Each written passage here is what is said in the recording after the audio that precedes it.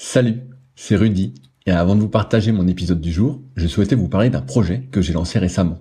En effet, après presque un an d'existence du podcast, je me suis rendu compte de quelques manques entre guillemets concernant certains sujets qui pourraient aider à mieux performer.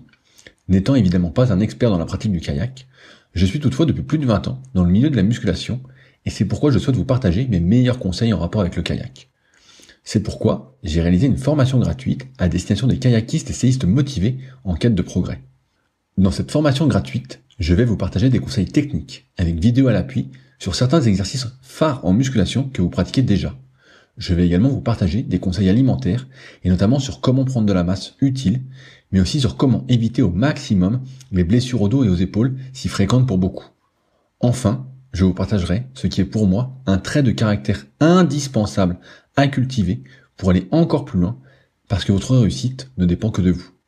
Si vous êtes intéressé par cette formation gratuite, cela se passe directement sur le site www.secretdukayak.org en renseignant votre email dans la petite pop-up présente sur la page d'accueil qui apparaît moins de 5 secondes après que vous soyez dessus. J'espère sincèrement que cela vous aidera. N'hésitez pas à me faire un retour après avoir suivi cette formation gratuite si vous aviez des idées, questions ou suggestions. Salut, c'est Rudy et je vous souhaite la bienvenue pour ce nouvel épisode des Secrets du kayak. Le but de ce podcast est de vous partager ma passion du kayak de course en ligne et de partir à la rencontre des champions. Qui sont-ils et que font-ils pour performer au plus haut niveau ? Aujourd'hui, j'interviewe Gabriel Tulleux qui a participé aux Jeux Olympiques de Londres en 2012. Connaissant un peu Gabi, cela faisait un moment que je souhaitais la voir sur le podcast. On est bien évidemment revenu sur son parcours, mais on a surtout abordé des sujets qui méritent d'être abordés à mes yeux. J'espère donc qu'il vous plaira. Je vous laisse maintenant découvrir Gabriel Tulleux et ses secrets. Salut Gabi, comment ça va aujourd'hui ? Ça va très bien, merci. Moi ça va toujours, c'est un plaisir de t'avoir sur le podcast parce que ça fait un petit moment que tu étais sur ma liste et j'attendais que tu sois prête pour qu'on puisse enregistrer ensemble. Et donc j'ai fait pas mal de recherches et de ce que j'ai compris, tu as commencé le kayak grâce à un membre de ta famille. Est-ce que c'est bien ça ? Exactement, j'ai commencé grâce à mon frère qui avait commencé grâce à un copain et en fait à la base surtout par les services de la ville qui à l'époque avaient un ETAPS, donc c'est les activités sportives pour les enfants qui faisaient beaucoup de pratique du kayak et qui était aussi bénévole au club de Tours. Ça a été mon premier entraîneur et du coup en fait il rameutait tous les enfants qu'il avait et avec qui ça se passait bien dans les activités écoles. Et le pote de mon frère, ça lui a plu, ils ont adoré. Mon frère, du coup, l'a suivi. Et moi, ça allait pas trop dans mes activités sportives. Et du coup, je me suis dit, voilà, ça a l'air d'être un bon groupe de gamins, je vais y aller. Et puis, ça a changé ma vie depuis. Qu'est-ce que tu faisais comme sport où ça n'allait pas trop auparavant ? J'étais déjà très ronde à l'époque. Et du coup, j'avais fait un peu d'athlétisme, mais ça se passait pas très bien. L'ambiance, j'appréciais pas trop. Après, j'ai fait un peu de cirque. Et c'était plus l'activité moins cadrée. Enfin, c'était un peu du n'importe quoi, on va dire. Et du coup, quand j'ai vu cette opportunité s'ouvrir, j'ai foncé. Voilà, j'ai commencé toute petite. J'étais poussine 2. 97, les enfants. Ça veut dire quel âge ? Ça, 97, parce que je crois que t'es de 88, donc ça te fait à 9 ans alors, ouais. T'as commencé. Ouais, à 9 ans. Donc, je savais quand même bien nager. Et voilà, j'ai commencé très tôt et c'était une époque où on était vraiment très, très nombreux au club. Je pense que le mercredi et samedi, il y avait au moins 5 groupes avec 5 entraîneurs, initiateurs ou gens qui filaient des coups de main. Il y avait beaucoup d'activités et du coup, voilà, en termes de bateau, on te faisait rapidement passer d'un groupe à l'autre. Et du coup, j'ai commencé très tôt, je pense au bout d'un mois, la course en ligne. Ok, justement, là, quand tu dis 5 groupes, c'est 5 groupes de combien d'enfants ? Vous étiez 50 ? Je pense un petit peu moins, c'était plus des groupes de 6-7 enfants. Après, je pense les 2 derniers groupes, c'était les groupes d'entraînement, donc un peu plus âgés. Mais on était quand même vraiment nombreux. Je me rappelle que les vestiaires du club étaient blindés, alors que c'était l'ancien club de Tours qui était tout petit, la campagne en bois, pour ceux qui se rappellent. Et c'était des beaux souvenirs. Puis après, quand on partait en compétition, c'était du grand n'importe quoi. On partait des fois à 5 camions. 5 camions? Très, Mais très bon souvenir. t'as fait des compétitions à partir de combien de temps? J'en ai fait tout de suite. Je pense que la première compétition, je l'ai faite un mois et demi après. Mais c'était des compétitions locales, on va dire. À l'époque, il y avait beaucoup de descentes de Loire. La descente de Loire de Blois, de Orléans, il y avait la descente de Chinon, la descente vraiment partout. Et donc, je pense qu'on était un week-end sur deux à la belle période, on va dire, on était parti quelque part dans la région ou dans l'interrégion. Après, 5 camions, c'était plutôt pour les grosses compétitions de course en ligne, type les sélectives interrégionales, où là, il y avait toujours plein de monde. Et on était des minimes, voire même des minimes quand les minimes étaient invités, jusqu'aux vétérans. Et c'était des beaux souvenirs. Là, tu parles de compétition de descente.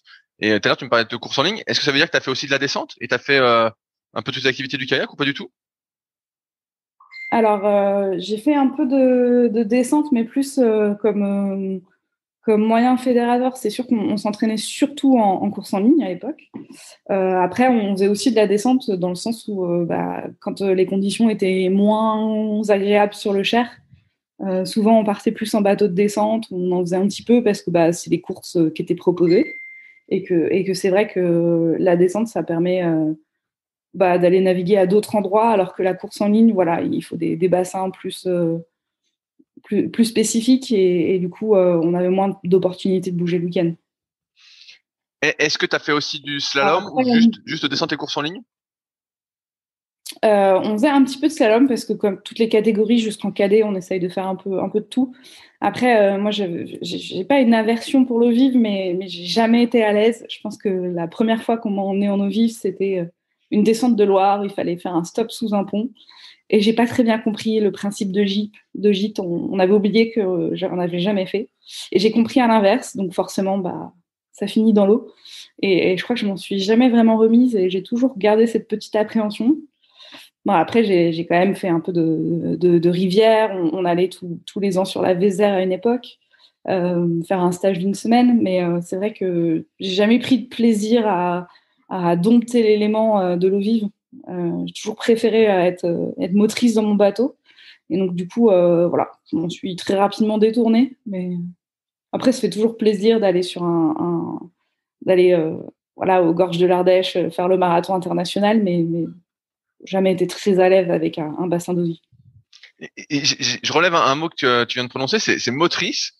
Moi qui n'ai jamais fait de descente, est-ce que ça veut dire qu'en descente, tu contrôles pas du tout ton bateau? Tu contrôles pas du tout, c'est peut-être un peu exagéré, mais tu contrôles pas ton bateau? Dans le sens où tu peux pas décider de le bloquer, de pas le bloquer. Tu vois, tu peux pas être vraiment moteur comme en course en ligne? Moi, je dirais que c'est plus que la descente, la manière dont on l'apprend en région centre, il n'y a pas de rivière. Hein. Donc, du coup, c'est plus. La Loire, on y fait de la course en ligne aussi facilement que de la descente. Et donc, du coup, on n'avait pas cette partie-là, descente de rivière. C'était vraiment pratique de la descente sur le plat. Donc, j'ai pas vraiment de comparatif. J'ai jamais vraiment fait de descente de rivière. Hmm. Par la suite, donc là, tu parles de compétition. Est-ce que tu te distinguais un petit peu par rapport aux autres ou tu étais dans la masse? Ah oui, j'étais un peu forte, comme je disais, et j'ai tout de suite bien accroché avec les sensations du kayak, et je pense que j'ai tout de suite beaucoup gagné.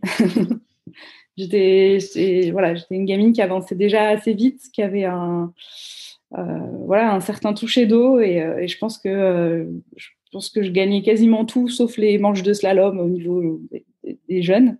Et après, très rapidement, en course en ligne aussi au niveau interrégional et national. Donc, ouais, j'ai quand même toujours été dans le haut du tableau, voire même la première sur les compétitions quand j'étais jeune. Et je pense que c'est ce qui m'a fait aussi avancer et vouloir plus. En plus du fait que il y avait une grosse équipe à Tours et avec des aînés un peu qui montraient l'exemple. À l'époque, voilà, il y avait pas mal de gens sélectionnés en équipe de France, des personnes qui faisaient de l'international, donc ça motivait à vouloir continuer. Tu disais qu'en un mois, t'étais dans un bateau de course en ligne. Et c'était quoi comme bateau? Tu te À souviens? l'époque, on avait deux bateaux. Mais bon, on les appelait CAPS, mais du coup, je pense que c'était suite à un vieux programme de développement de la course en ligne de la Fédé dans les années 80. Donc, des vieux bateaux qui étaient très stables à fond plat. Ça ressemblerait à ce qu'on appelle maintenant les masters ou les masters. Enfin, ça dépend du vocabulaire. Mais qui était du coup un peu old school, mais qui convenait parfaitement à des gamins. Puis après, ben voilà, il y avait toute une gamme de bateaux dans le club. Le club de Tours, c'était un vieux club qui avait beaucoup de bateaux différents de l'initiation à la compétition internationale. Donc, très rapidement, on montait en gamme pour laisser la place aux plus petits.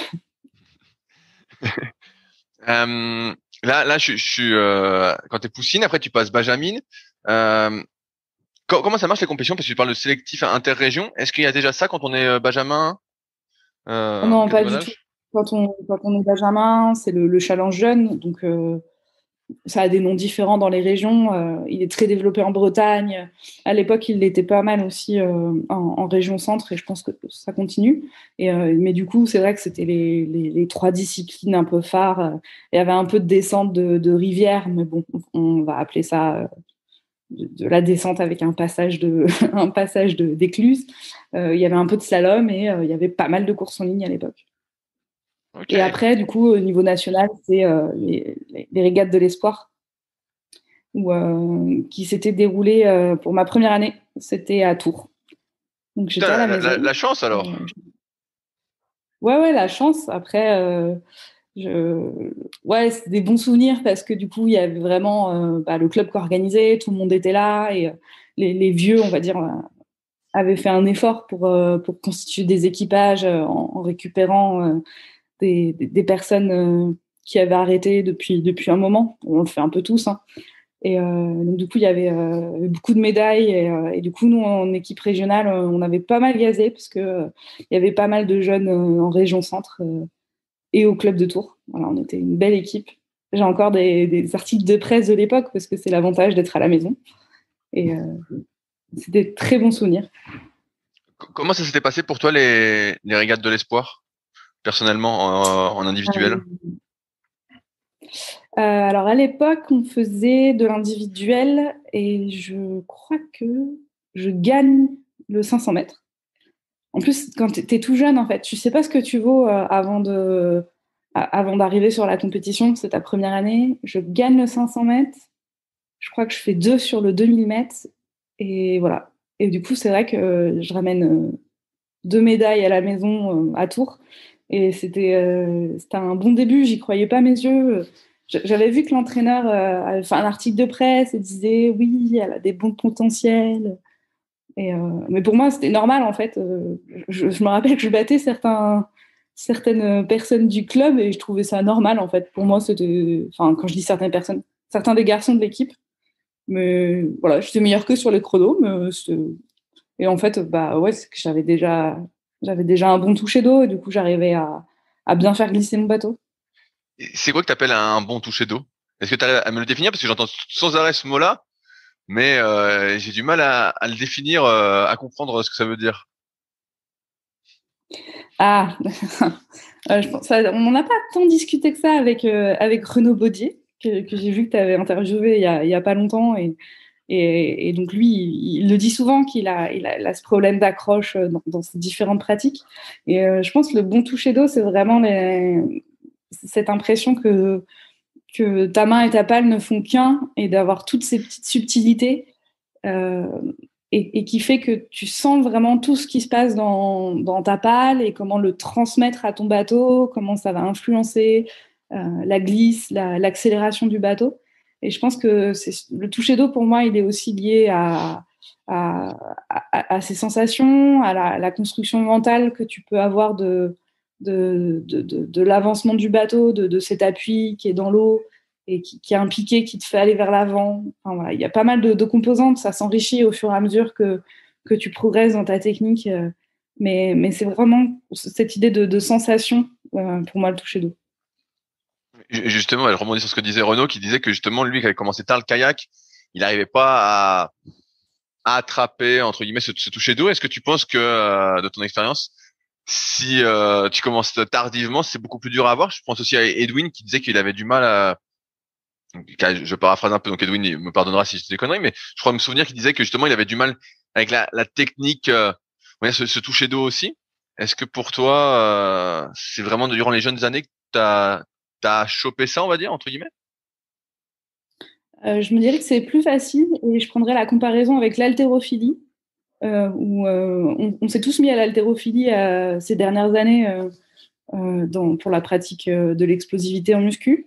Et franchement, on est mauvais, quoi. Enfin, et je pense que c'est lié à notre force physique, les kayakistes, où voilà, on a des facilités, on utilise notre force physique.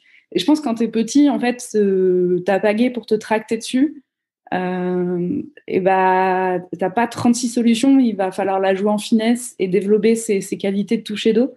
Et je pense que si tu commences plus tard, bah, tu as des moyens physiques qui te permettent enfin, voilà, tu vas pas aller vers cette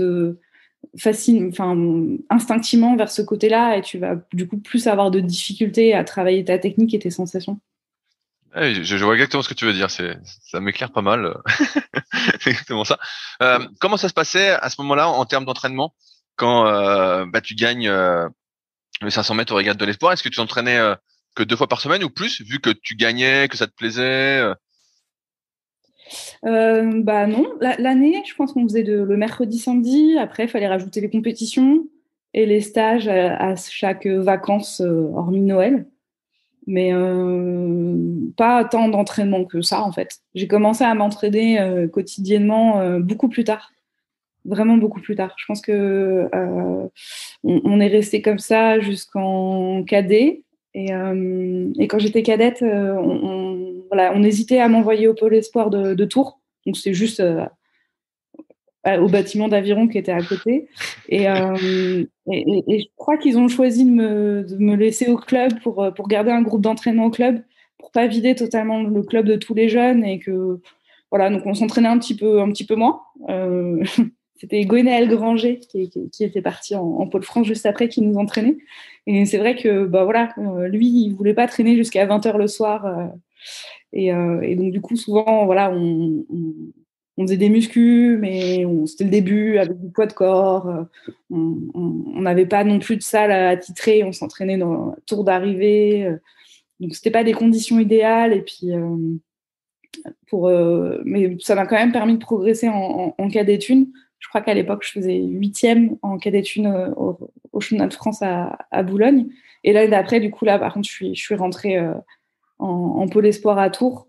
Parce que cadet 2, quand même, là, il fallait... Et surtout, Gwenaël était parti. Et du coup, bah, là, on a commencé les entraînements vraiment tous les jours, voire même 2 fois par jour. Et je pense qu'on m'a aussi laissé au club parce que mon frère était au pôle espoir à cette époque-là. Et je pense que 2 frères et sœurs en même temps, ça aurait été trop compliqué à gérer pour eux. On était un peu spéciaux, les tulos. Et donc, je pense qu'ils ont attendu que mon frère finisse son baccalauréat et parte pour m'intégrer. Ok, donc toi, t'as intégré tardivement le pôle espoir, donc t'avais pas d'horaire aménagé en cadet 1 pour t'entraîner, en fait. Oui, après, comment te dire, en termes d'études, j'avais 1 an d'avance. Donc, du coup, je pense que je suis rentrée. J'étais en seconde en cadet 1 et j'avais choisi des options tellement compliquées que de toute façon, j'aurais pas pu être en horaire aménagé. Et du coup, je suis allée voir j'ai enlevé ces options tarabiscotées quand je suis passée au pôle espoir. Et on était une classe de sportifs, entre autres. Et non, donc pas d'horaire aménagé. Après, pas forcément besoin non plus parce que les entraînements n'étaient pas prévus à 16h l'après-midi, c'était les entraînements club. Et après, c'est vrai que le pôle espoir, ça a un peu vraiment aidé l'aménagement. Après, c'est quelque chose qui se développe, mais pas encore assez vite aujourd'hui, les sections sportives ou justement les horaires aménagés des pôles espoirs, c'est très compliqué.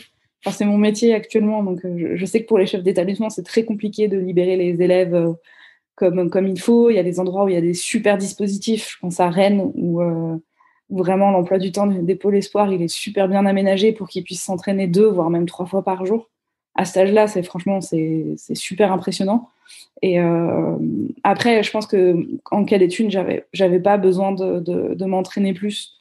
J'avais besoin de vivre ma vie aussi, de me développer, physiquement. Et après, oui, voilà, la montée en charge, s'est fait bien plus tard. Est-ce que, là, tu parlais tout à l'heure de muscu en cadet 1, donc il y a le bateau. Est-ce que tu faisais aussi, comme tu pouvais pas t'entraîner tard le soir, parce qu'il faisait nuit, l'entraîneur était plus là, est-ce que tu faisais aussi pas mal d'aérobie, de course à pied, tout ça? Est-ce que c'est des trucs que tu aimais faire? Parce qu'à priori, tu aimais bien être sur l'eau. Et est-ce que donc tu faisais un peu d'entraînement en dehors du bateau, tel que la course à pied? Je crois que pas du tout. Je crois que j'ai commencé à vraiment courir en rentrant en Pôle Espoir. Il y avait les fameuses séances de 30-30 et tout ça. Mais non, pas du tout. Enfin, comme je dis, hein, j'étais une ancienne petite fille un peu forte. Et non, la pratique de la course à pied, c'était pas notre truc. Après, on en faisait en stage, on faisait des sorties vélo, on fait des choses différentes. Mais de ma part, de ma propre part, quand j'étais pas au kayak l'hiver, j'étais devant ma télé avec un bon chocolat chaud ou sur Internet et c'était très bien comme ça. Vu que tu as mon âge, je peux te dire qu'il n'y avait pas beaucoup d'internet quand même à l'époque. Il n'y avait pas grand-chose sur le net quand même. Et après, ma famille ma mère travaillait dans l'informatique à une époque de sa vie et du coup, on était un peu précurseur. J'avais un ordinateur dans les années 90. Donc en 90, on avait déjà un ordinateur. Oui. Ce qui fait que mon frère est quand même devenu informaticien. Hein. Donc, ouais, non, on avait pas mal de choses à faire à la maison. On a vraiment de la chance pour ça. Et je voulais revenir sur les stages qu'on fait en étant enfant dans les clubs parce que c'est la première fois qu'on m'en parle. Comment ça se passait ces stages? Est-ce que, comme moi je reviens de Marcillac, là, on fait ce podcast où j'étais avec Amandine et Romain et d'autres filles donc de l'équipe de France. Comment ça se passe les stages quand on est enfant? Est-ce que c'est à coup de 2 séances par jour aussi, voire 3 séances? Comment ça marche exactement? Alors du coup, c'est des stages de pratique de kayak qu'on faisait régulièrement quand même à Tours. Donc on arrivait tous le matin, on repartait le soir vers 17h, on mangeait au flunch à midi. Et puis c'était composé de diverses activités. On pouvait faire certes un peu on s'adapte à la météo déjà. Donc on pouvait faire un peu de course en ligne, mais l'hiver, les vacances d'hiver, souvent on allait plus faire un coup d'eau vive et je m'y pliais. Après, on pouvait faire des sorties vélo, on pouvait faire différentes activités.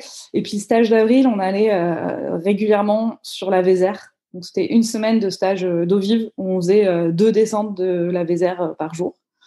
On avait un gîte, on côtoyait les grands, en fait. Voilà, c'était le club qui partait, les grands et les petits. Et puis, on vivait ensemble et ça prenait bien la vie. Ça, c'est sûr que de passer des semaines comme ça... loin des parents et avec d'autres adultes et plein de gamins, c'était vraiment sympa. Et donc ouais, quand même pas mal de pratiques, mais je pense que, j'ai plus beaucoup de souvenirs, mais le programme était quand même adapté. On montait rarement 2 fois par jour s'il faisait froid. Surtout qu'à l'époque, on avait quand même l'ancien club où il n'y avait pas de sanitaire, donc pas de quoi se réchauffer.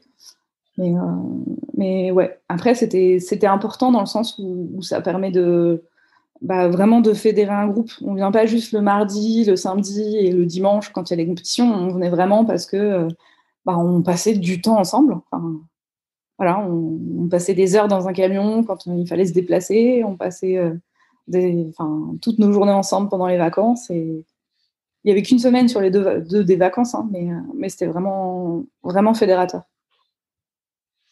Je continue sur ton histoire. Donc, cadet 2, ça se passe bien pour toi avec la rentrée en Pôle Espoir. À ce moment-là, donc, tu augmentes vraiment ton rythme d'entraînement. C'est ça qui te fait le plus exploser, tu penses? Je sais pas.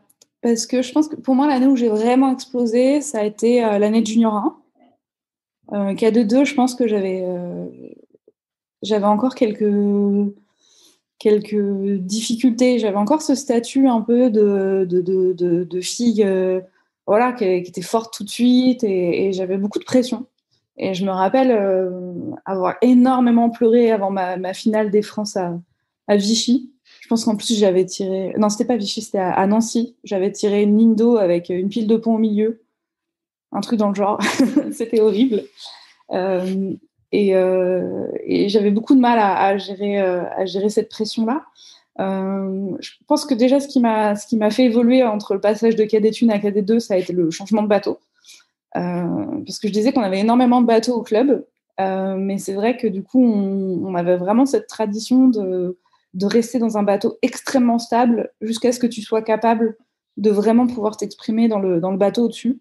Sachant qu'en plus, les bateaux, ils étaient un peu tous pris, donc il fallait mériter son bateau. Et c'est vrai qu'en rentrant en deuxième année de cadette, on me dit, tiens, tu vas prendre le bateau des grandes. Hein. Enfin, c'était un babac à l'époque. Et je pense que ça m'a beaucoup permis de progresser, parce que quand on passe d'une forme d'Orion, donc ça reste quand même des bateaux stables et qui glissement. Je pense que ça m'a permis de franchir un cap, et le changement d'entraîneur aussi. Il y a eu un changement d'entraîneur dans l'année qui du coup a permis pas mal de nouveautés et développer des choses qui sont pas mis tout de suite en place, et qui ont vraiment fait que j'ai progressé en junior 1, et puis après ça a été une très bonne base pour reprendre par la suite. Tu restes combien de temps Xavier Ledru à l'époque. Excuse-moi, j'allais dire, tu restes combien de temps en pôle espoir? Je suis restée 2 ans en pôle espoir. J'ai fait cadet 2, junior 1. Comme je te disais, j'avais un an d'avance, et donc en junior 1, j'ai beau être sélectionnée quand même en équipe de France. Voilà, c'était une très belle année avec des beaux résultats. Mais je choisis de choisir la voie de la sagesse de ma mère et de rentrer en classe préparatoire à Poitiers. Je suis mon frère qui avait fait de brillants concours, qui est rentré dans une grande école, et je me suis dit, allez, je pars de chez maman moi aussi. Ça fait 2 ans qu'il m'a laissée toute seule, et du coup, je rentre en classe préparatoire à Poitiers, et je fais encore 3 mois de pôle espoir là-bas, et je décide d'arrêter parce que c'était plus compatible. Justement, c'est ce que j'ai vu, c'est ce que j'avais cru voir, que tu avais eu une période un peu de coupure du kayak. Oui, une grosse période de coupure. Mais c'est vrai que ce qui s'est passé là, ces années de cadet 2 et junior 1, c'est vraiment, ça a été vraiment le début. J'ai compris des choses, et j'ai mis en place, je pense, certains mécanismes dans mon coup de pagaie qui ont vraiment été... voilà, il y avait plein de choses encore à explorer, et je décide d'arrêter, mais un peu contre moi. Parce que je me voyais pas continuer. On m'avait proposé une place au Pôle France à Rennes, mais quand je visite l'internat de la classe préparatoire Châteaubriand, c'était horrible à l'époque. Elle a été rénovée depuis, mais franchement c'était invivable. Le pôle France de Rennes, il n'était pas encore construit. C'était un vieux bâtiment tout délabré, je connaissais personne. À 5 heures de route de chez moi, je me dis non, c'est pas grave, j'arrête. Et puis, mais je pense que voilà, j'avais pas vraiment envie, et dès que j'ai pu, en fait, je me suis repartie sur ce défi de qu'est-ce que je suis capable de faire, jusqu'où je peux explorer mon physique, mon coup de pagaie pour aller le plus vite possible. Qu'est-ce que tu avais compris durant ces années de cadet 2 et de junior 1 en termes de technique?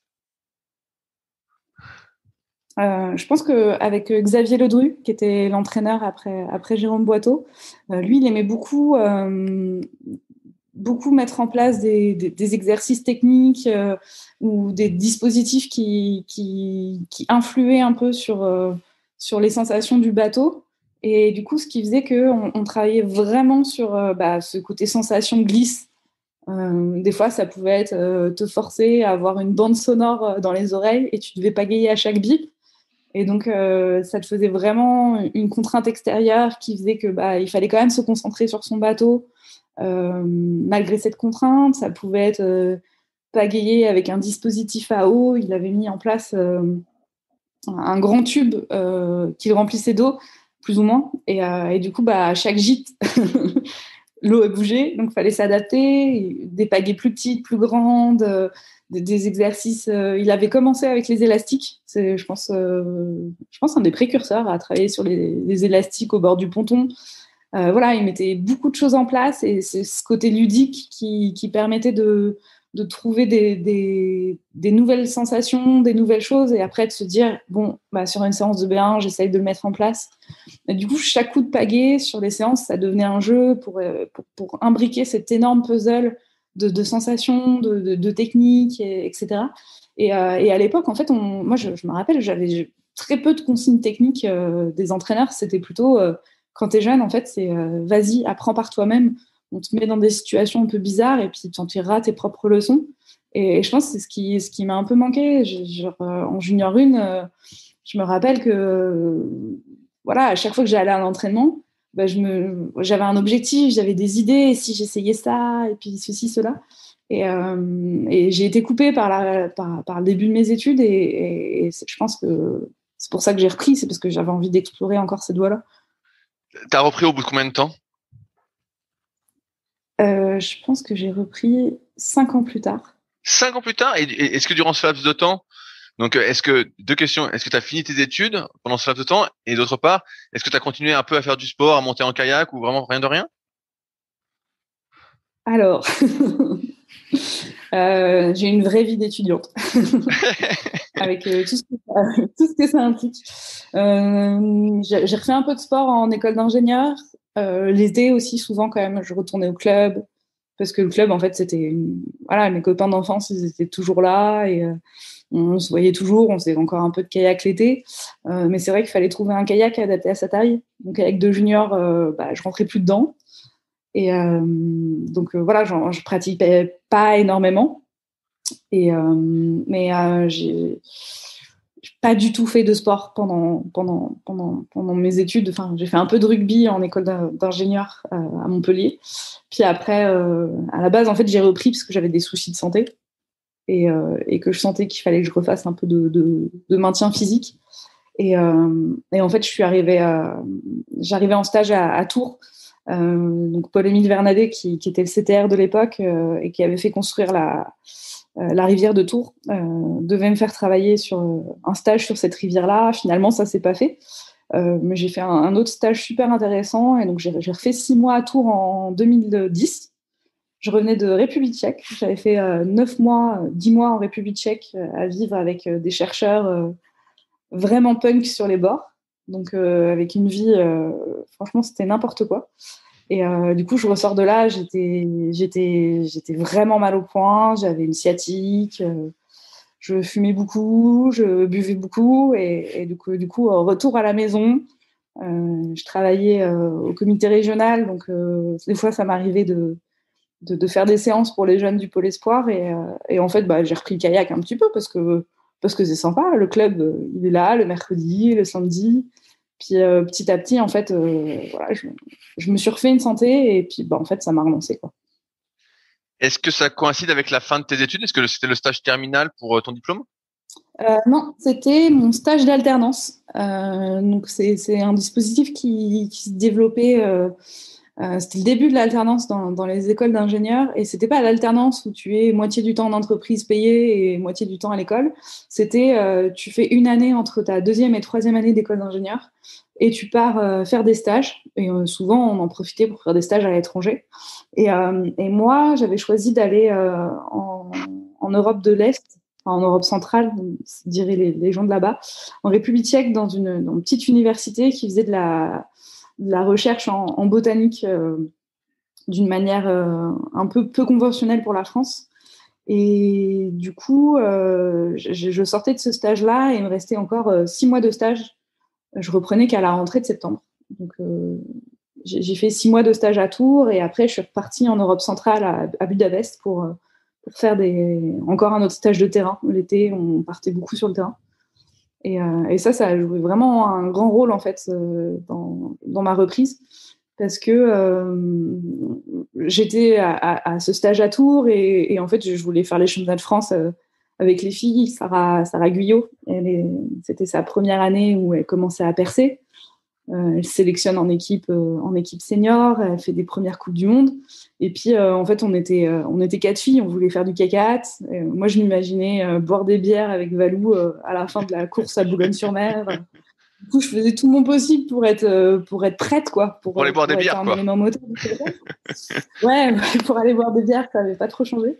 Et en fait, je décide quand même de partir à Budapest au mois de mai. Et on m'avait trouvé un contact sur place. C'était un ancien du club de bois qui était à la base hongrois et qui vivait à Budapest. Et on l'avait contacté pour que je puisse quand même m'entraîner jusqu'au championnat de France. Et il me dit, ah, pas de souci, je te prête mon bateau. Et puis, il y a un groupe d'entraînement, si tu veux. Voilà, je te mets en contact avec elle. Et du coup, je me dis, bah cool, je vais aller faire du kayak avec des étrangères, mais ça va être sympa. Et en fait, je me retrouve dans un gros traquenard, parce qu'en fait, c'était un groupe d'entraînement de jeunes, mais elles étaient toutes issues de l'équipe nationale hongroise. Elles sortaient de junior, elles étaient début senior. Et je me retrouve dans un groupe d'entraînement hongrois de 15 filles qui avancent comme des boulets, quoi. Elles étaient vraiment fortes. Certaines arrivaient même à se sélectionner en équipe moins de 23, donc championne du monde moins de 23, quoi. Et puis là, en fait, je me suis accrochée. J'avais ce bateau qui était qui était un scorpion à l'époque, qui était à ma taille parce que c'était un L, je crois. Et puis je me rappelle que mon stage se passait pas si bien que je le pensais, parce que là-bas ils connaissent pas le principe du stage, et du coup des fois ils me laissaient vraiment des semaines sans me faire quoi que ce soit. Et du coup tous les matins j'allais m'entraîner avec ce groupe d'entraînement qui parlait pas un mot d'anglais pour les filles, et donc il y en avait une qui me traduisait ce que disait l'entraîneur. Et on faisait des bornes, on faisait des exercices, on m'expliquait à la dernière minute ce qu'il fallait faire, et c'est un départ, je partais. Et à la fin de ces 3 mois-là, en fait, je suis arrivée en France et je me suis dit, j'ai l'impression que j'ai progressé pendant cet été, parce que forcément, à faire des 20 km le samedi matin, t'as des ampoules, mais tu progresses. Et du coup, j'en parle à Paul-Émile Vernadet de me dire, et si je m'inscrivais au test 2000 et 200 qui se passait début septembre à l'époque. C'était les tests de rentrée. Et il me dit, ouais, je pense que ça peut être intéressant. Il fallait l'appui du CTR à l'époque pour pouvoir s'inscrire si on n'était pas en équipe de France ou sur liste ministérielle. Et il m'inscrit, et en fait, là, franchement, je casse la baraque, quoi. Enfin, il n'y avait pas les filles de l'équipe de France parce qu'elles étaient en vacances. Mais du coup, je sors les meilleurs chronos en 2000. Je pense pas en 200 à l'époque. Et c'est là qu'on se dit avec Polo, Gabi, t'as encore moins de 23 cette année. Je pense qu'il faudrait que tu essayes. Essaye de te réentraîner sérieusement. Tu t'es entraîné tout l'été et ça a donné des beaux résultats. Et on se dit, allez, banco, j'essaye de m'entraîner. Et du coup, je redescends sur Montpellier pour ma dernière année d'études. Je rentrais dans un master spécialisé en recherche en écologie fondamentale. Et donc un master quand même de bon niveau, parce qu'on était beaucoup d'écoles d'ingénieurs, de normaliens, de polytechniciens.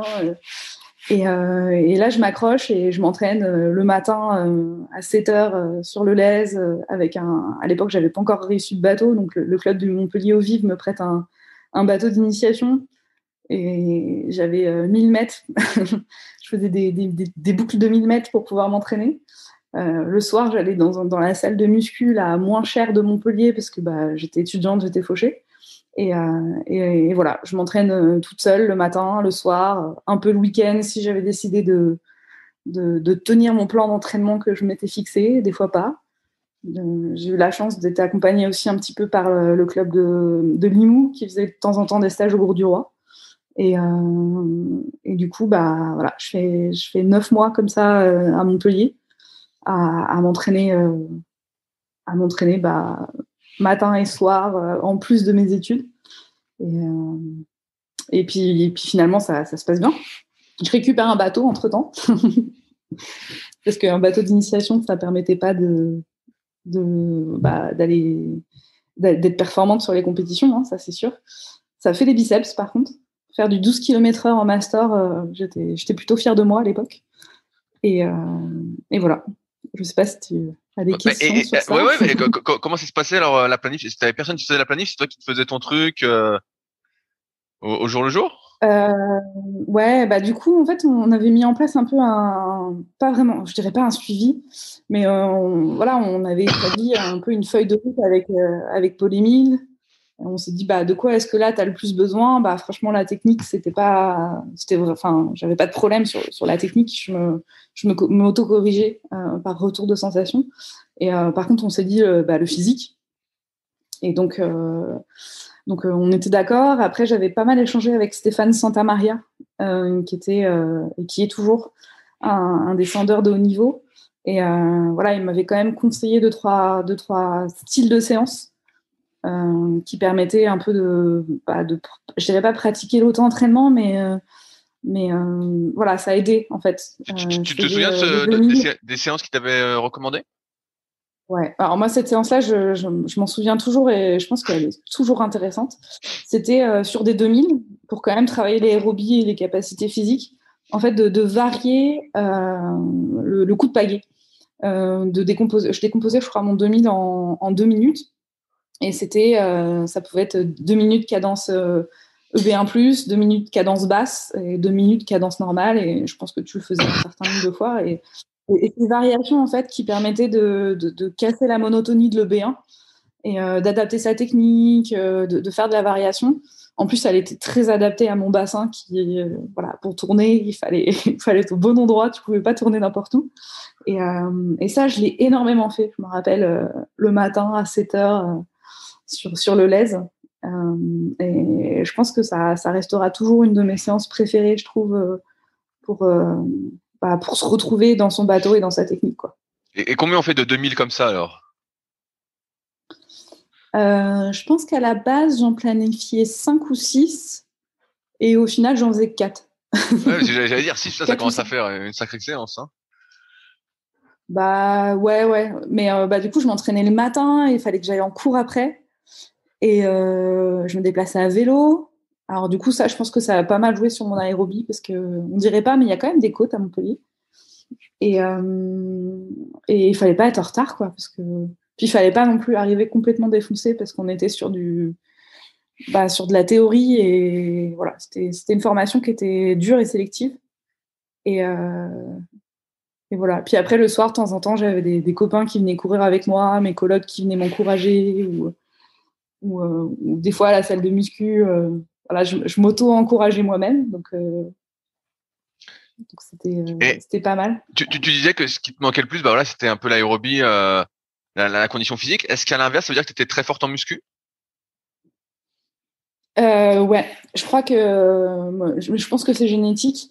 Le côté muscu, puissance, endurance, ça a vraiment jamais été un problème pour moi. On faisait pas beaucoup j'avais jamais fait de force max à l'époque, mais on faisait pas mal de puissance, je pense, quand j'étais jeune.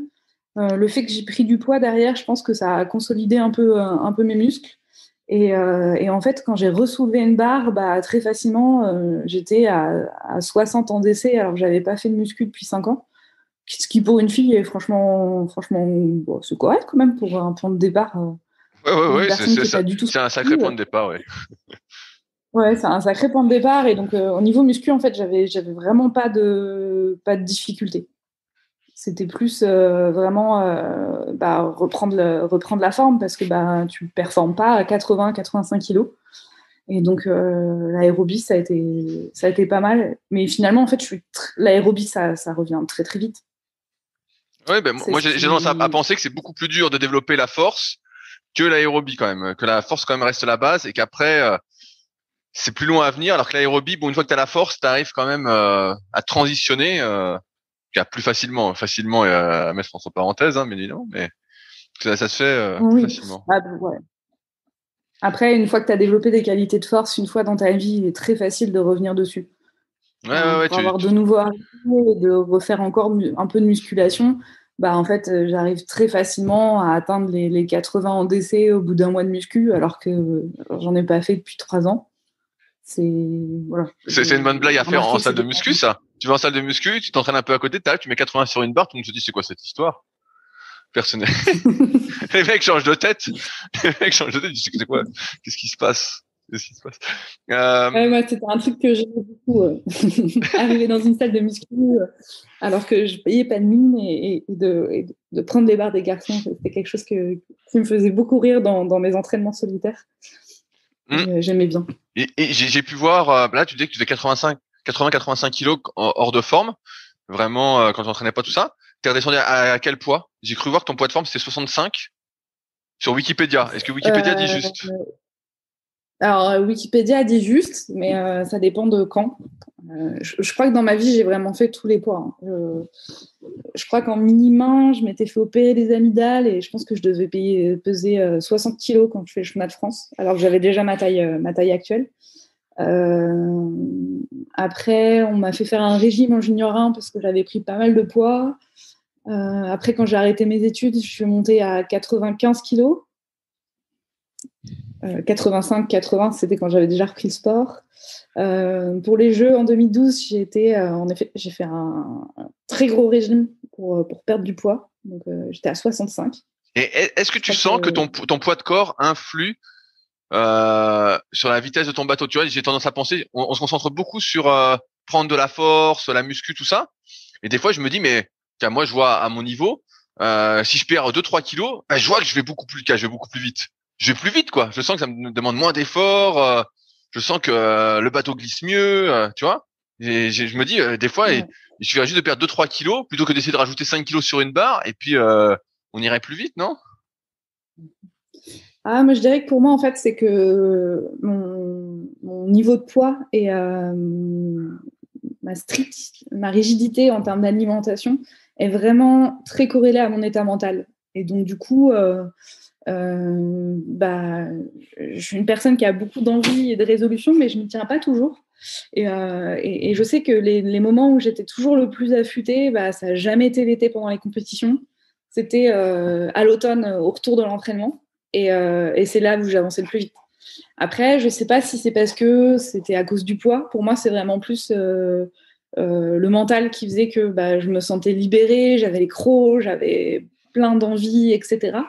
On faisait aussi beaucoup d'aérobie, du vélo, de la course à pied, et je pense que ça me donnait une vraie patate, une vraie confiance en moi. Et c'est le moment où j'allais le plus vite. Sur du long, on va dire, parce que on n'était pas non plus affûté pour du sprint, mais c'est là où j'avais, je pense, les meilleures capacités physiques. J'ai déjà fait des tests VO2, lactate l'hiver au mois de novembre, et j'avais des résultats qui montraient que j'étais affûtée comme jamais, en fait. Et Alors tu qu'on te était au mois souviens de des novembre. chiffres? Absolument pas. Ah, moi qui voulais rêver. Non, après, c'est plus le côté. C'était plutôt une technologie qui se développait à l'INSEP. C'était en 2017 que j'ai fait ce test-là. Et qui regardait un peu où tu en étais sur tes différents seuils de VO2 et de lactate, et qui déterminait qu'arrivait je ne sais plus comment. Et pourtant, j'aime beaucoup comprendre les processus de recherche qui sont derrière nos résultats.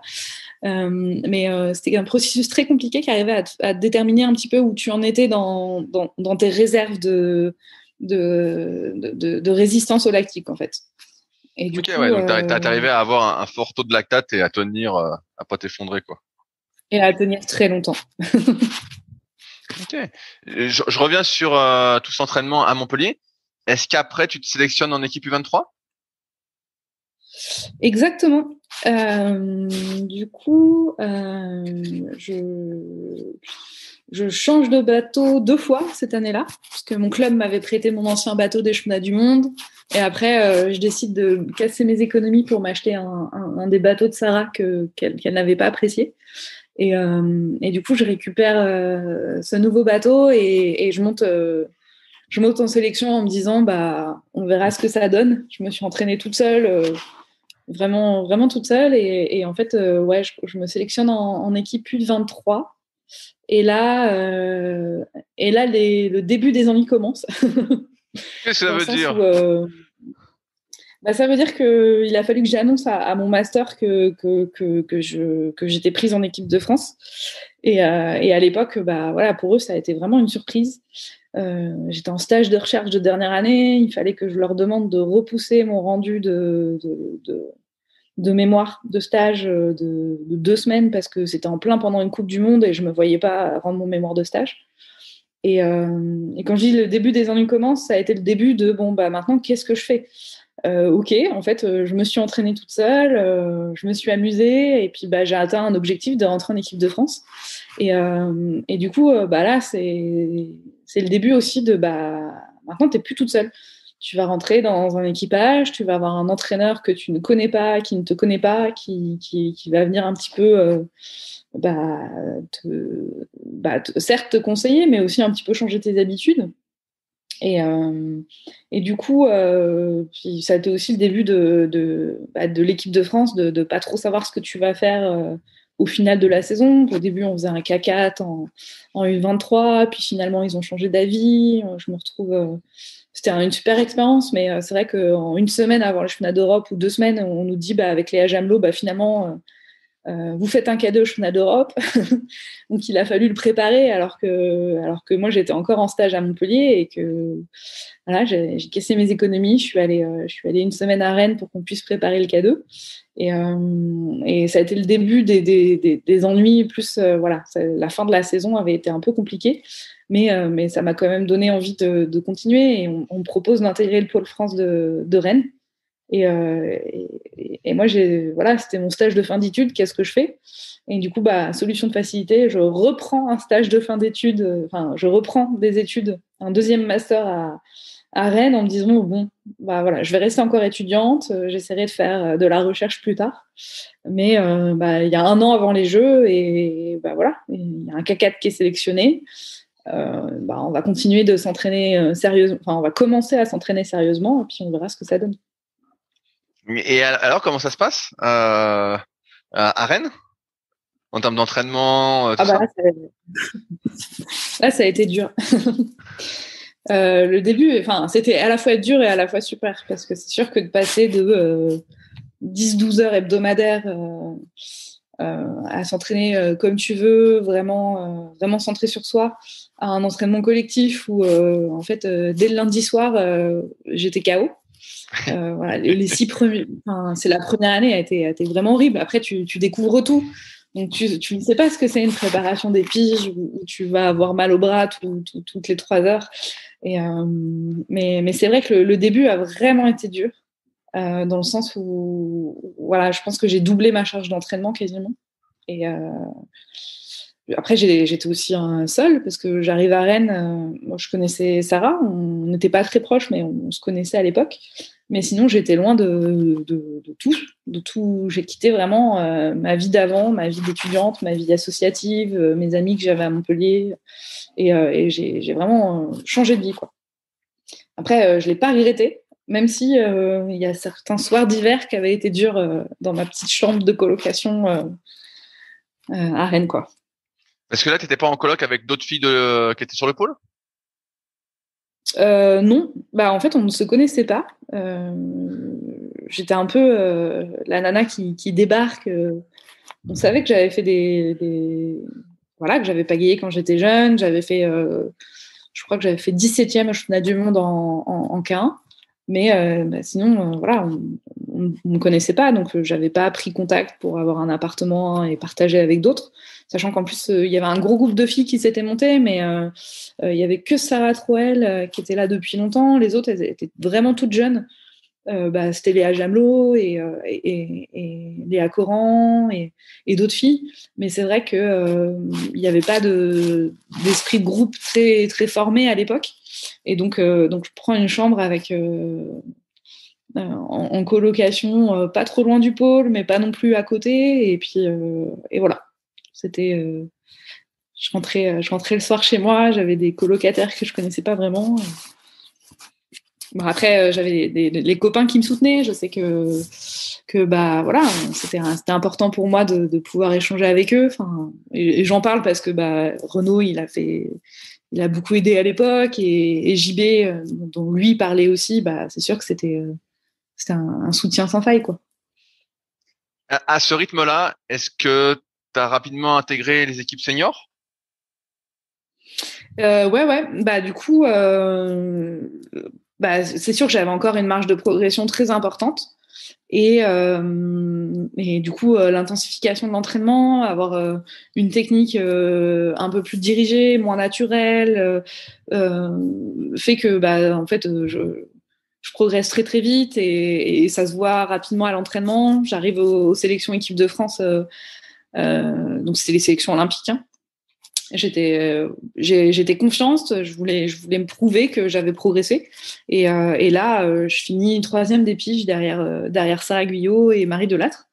Et du coup, la 4e qui vient compléter l'équipage, c'était Joanne Mayer, la jeune Joanne qui se sélectionne.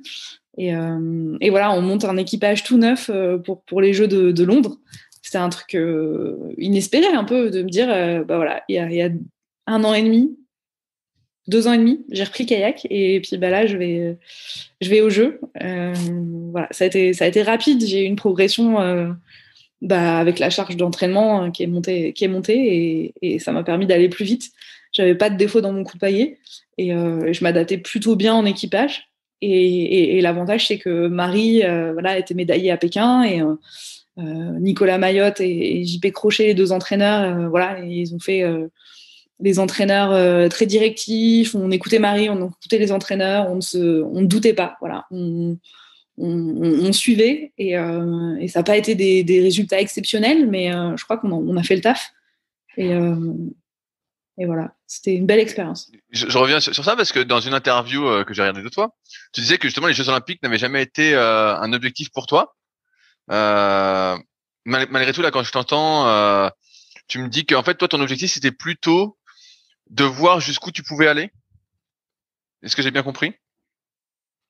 Ouais, c'était vraiment ça. Et c'est un peu les choses que j'ai un peu tout le temps dans ma vie. J'essaye toujours d'essayer des nouvelles choses et sans pression et de me dire voilà, j'essaye, je me mets à fond dedans. Et puis je verrai jusqu'à où ça va, jusqu'où ça peut me mener. Tant que j'ai envie, je continue. Et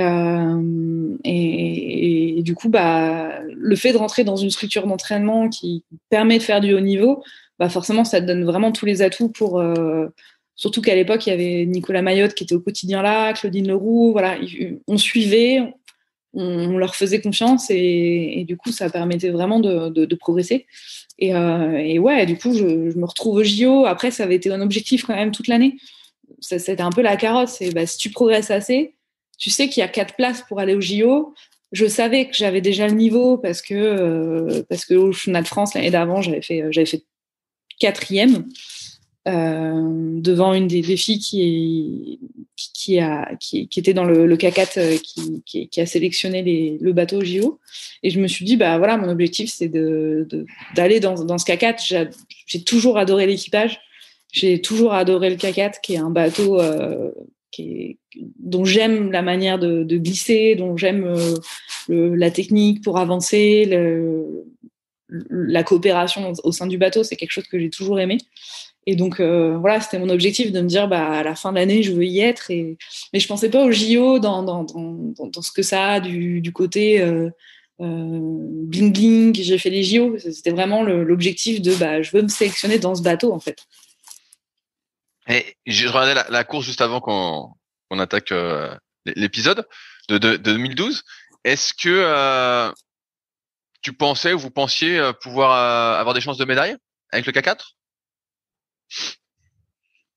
En toute certitude, au briefing d'avant finale, on se dit que tout est possible, mais au fond de nous, on sait qu'on n'a pas le niveau individuel. On était jeunes à l'époque. Sarah, elle avait 3 ans d'équipe de France. Joanne, c'était sa première année senior. Moi, je revenais après une vie riche, étudiante, on va dire. Après une vie étudiante. Marie, elle avait pris une vie étudiante. Marie, elle avait été maman après sa médaille et elle était enceinte en plus. Et donc, en fait, on savait qu'on n'avait pas de chance de médaille. Les autres bateaux, ils étaient beaucoup plus harmonieux et denses dans leur niveau individuel. Donc, après, c'est là où on était au début du haut niveau. On n'avait pas le potentiel d'aller chercher le très haut niveau et d'avoir l'harmonie qu'il peut y avoir dans un bateau pour aller chercher une médaille. Par contre, on a fait le taf pour exprimer au mieux ce qu'on pouvait exprimer dans le bateau, se libérer le plus possible et faire en sorte qu'on aille le plus vite possible, même si on a le chrono, je crois, le plus lent de toute l'histoire des JO en K4, mais Quand les Jeux finissent 2012, est-ce que tu te fixes ce coup-ci un objectif de reparticiper aux Jeux et ce coup-ci d'y aller pour justement les côtoyer de très très haut niveau ou pas du tout? Ouais, bah du coup, c'est là où ma carrière a un peu changé d'optique. Avant, j'étais plus dans l'optique, je veux voir ce que je suis capable de faire. Et là, je me suis dit, bon, bah maintenant, mon objectif, j'ai fait une finale au JO, mon objectif, c'est d'avoir une médaille. Et puis, bah, finalement, ça n'a pas trop marché, parce que je n'ai pas refait les Jeux derrière, et surtout, je n'ai jamais eu de médaille à l'international. Et pourtant, j'ai essayé de tout mettre en place ce que j'étais capable de mettre en place pour y arriver en termes de choix de vie. Je décide d'arrêter mon projet professionnel, de faire de la recherche et de me tourner vers autre chose. Après, derrière, je mets beaucoup de choses en place qui ont plus ou moins bien marché, mais qui m'ont pas permis d'atteindre l'objectif que je m'étais fixé. Est-ce que tu peux dire ce que tu as mis en place? Est-ce que tu es resté à Rennes ou tu as été ailleurs? Qu'est-ce que tu as fait de plus? Ce que j'ai fait de plus, c'est que j'ai pensé ma carrière sur 4 ans. Je me suis dit, bon, bah, qu'est-ce qui va me permettre de me dégager du temps, la sécurité financière, parce que manger des œufs et des pâtes pendant 1 mois parce que t'as pas d'argent, bah, franchement, c'est pas top au niveau sportif. J'essaye de mettre en place différentes choses en termes de bateau, mais finalement, je vais pas assez loin. En termes professionnels, je fais un choix qui était un peu hasardeux et je pensais que ça serait facile. Je décide de passer le CAPES des SVT, parce qu'à la base, je suis issue des sciences de la vie. Et ça a été plus compliqué que ce que je pensais. Voilà, même si j'avais pas vraiment besoin d'aller en cours, parce qu'en fait, dans certains domaines, bah, je les avais déjà fait, et 2, j'étais même, j'en connaissais plus en écologie que les professeurs, donc j'avais la chance d'avoir ce parcours aménagé.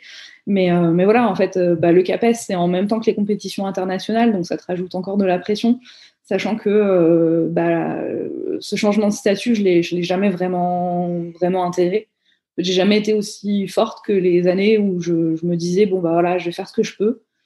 Quand j'avais l'impression que je m'étais bien entraînée, qu'il fallait absolument que je sois performante, bah, c'est là où je me cassais les pieds. En 2016, ça n'a pas loupé. Bah, voilà, je voulais absolument faire partie du K4, et en fait, je me suis mis trop la pression, et voilà. Après, j'ai essayé quand même de travailler cet aspect mental, mais on va dire que chez moi, c'est un petit peu plus compliqué que chez d'autres personnes. C'est quelque chose que j'essaye de continuer à faire, mais les préparateurs mentaux, c'est extrêmement compliqué pour moi. Je dis ça parce que j'ai tendance à beaucoup réfléchir et beaucoup penser. Et là où je suis la meilleure, c'est quand je réfléchis moins. Et du coup, pour ça, le préparateur mental, ça m'a jamais trop aidé. Donc voilà. Après, j'essaye de mettre en place des choses en termes de diététique. J'essaye de bouger un peu plus, mais c'est vrai qu'avec mon boulot dans les dernières années, en fait, je me retrouve très bloquée. Je deviens prof en lycée et en collège, et ça a été très compliqué de se libérer du temps pour partir 1 mois en Afrique du Sud, en Australie. Et donc, je reste un peu avec les dispositifs nationaux, alors que des fois, je vois les filles partir et je loupe peut-être un peu le coche. Et je pense qu'un des trucs que j'ai mis en place, c'est que je décide de me couper un peu des relations, des relations sociales. Je vois encore quelques amis, mais en fait, je deviens extrêmement disciplinée là-dessus, et je laisse vraiment un peu de place pour d'autres personnes dans ma vie. Voilà, pour tout te dire, voilà, je décide vraiment d'être célibataire et de me dire j'ai pas le temps pour épanouir ce côté personnel de ma vie. Et voilà, je mets tout ça en place, et finalement, ça marche plus ou moins bien. Tu vois, quand je t'écoute, j'ai l'impression que ce que tu as mis en place allait à l'encontre de toi, tu vois, de ton équilibre. Parce que comme tu disais, tu étais plutôt bonne vivante, entre guillemets, de base. A priori, c'est comme ça que je te perçois, mais tu peux me corriger. Hein. Mais la diète, bah voilà, t'aimes bien manger entre guillemets et donc un truc très strict, bah c'est pas trop toi non plus. Prendre un boulot de prof, bah finalement toi ton objectif c'était plutôt de t'entraîner à fond tout ça. Et je te pose la question, est-ce que tu n'avais pas un dispositif parce que là j'ai vu Fénicia au stage qui elle est détachée par exemple en tant que prof de PS. Est-ce que toi t'avais pas possibilité d'avoir un détachement ou autre? Tu vois, j'ai l'impression que tu as été un peu contre ton équilibre, contre ta nature. Non? Comment tu le vois? Ouais. Bah pour revenir sur le professionnel, c'est vrai que pendant mes études, je me suis toujours dit jamais je ne ferai professeur en collège-lycée. J'y suis arrivée. D'ailleurs, je me suis dit jamais je ferai CTR de kayak ou quoi que ce soit, et je me retrouve à un poste quasiment similaire actuellement. Et pourtant, je m'épanouis très bien. Après, c'est plus, je pense que là, ce qui m'a le plus bloqué, c'était mes croyances. Pour moi, il fallait que je rentre dans le moule. Il fallait que que je fasse tout comme j'avais l'impression qu'on accepterait que ça marche, enfin qu'on m'accepterait mieux en tant que dans le groupe de l'équipe de France, et aussi l'impression que il fallait vraiment être extrêmement rigide, se mettre des barrières, etc., etc. Et il y a beaucoup de choses où en fait il fallait suivre le plan d'entraînement, il fallait voilà, me trouver un travail et la différence que j'ai, c'est que je savais en même temps qu'il fallait que je parte en stage pendant longtemps. Et à l'époque, j'étais déjà détachée à partir de 2016. J'ai été détachée la première fois à mi-temps en 2016. Mais du coup, je décide en fait d'annualiser mon temps de travail. Donc, je travaillais à mi-temps toute l'année. Mais du coup, en fait, pour partir une semaine ou deux en dehors des vacances scolaires, c'était assez compliqué. Et je le réservais plutôt pour la fin d'année ou les grandes occasions, pour avoir 3 semaines. Mais c'est vrai que du coup, j'étais beaucoup dans ces croyances de système de fonctionnement, de comment tu dois t'intégrer dans, dans, dans cette relation entraîneur-entraîné.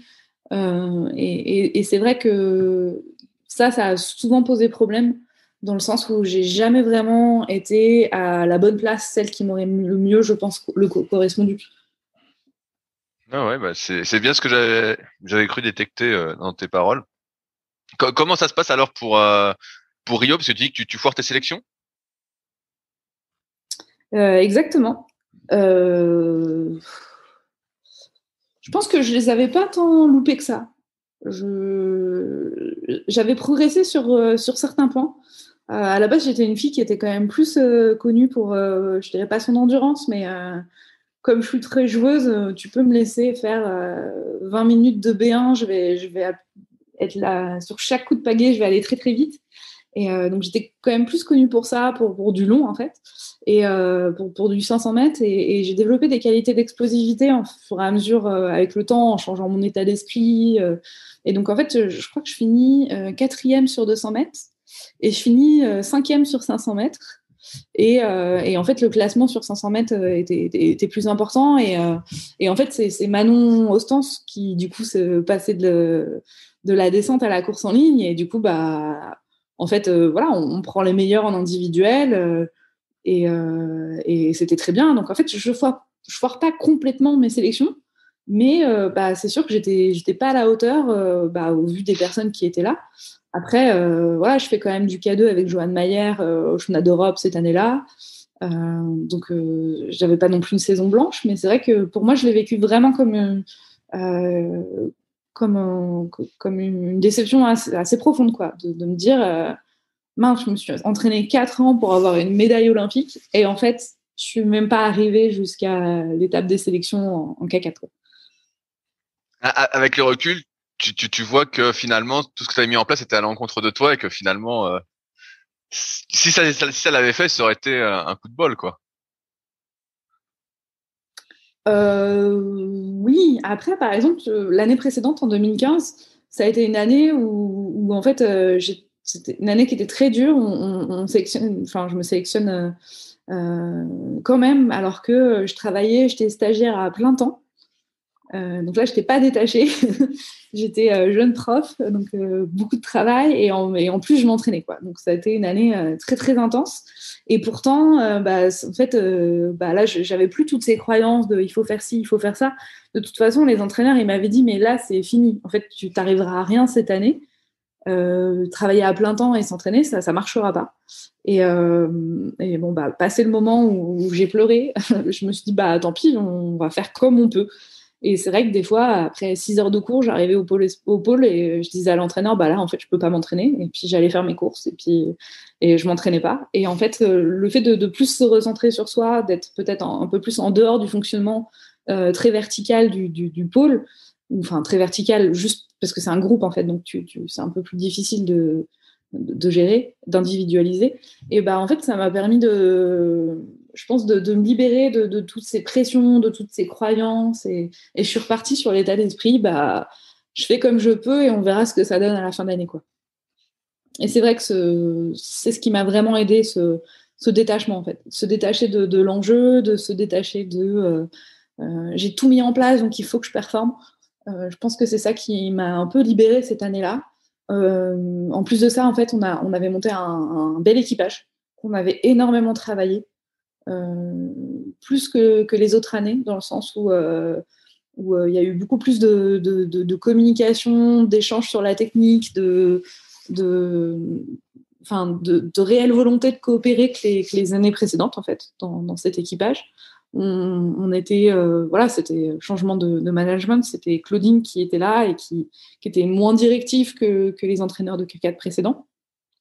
Et du coup, ça a fait que on s'est vraiment pris en main et que à la fin, on finit quand même 8e des championnats d'Europe, alors qu'au niveau individuel, on était correct, mais on n'était pas, on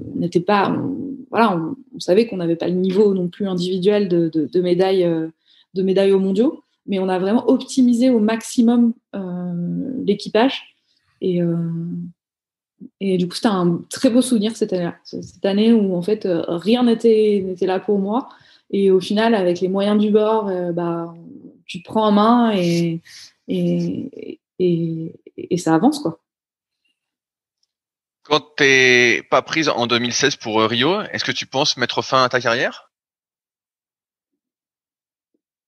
Non, je pense que l'acharnement à l'époque me fait dire que je vais y arriver, que je vais poursuivre dans cette voie-là et que ça va marcher.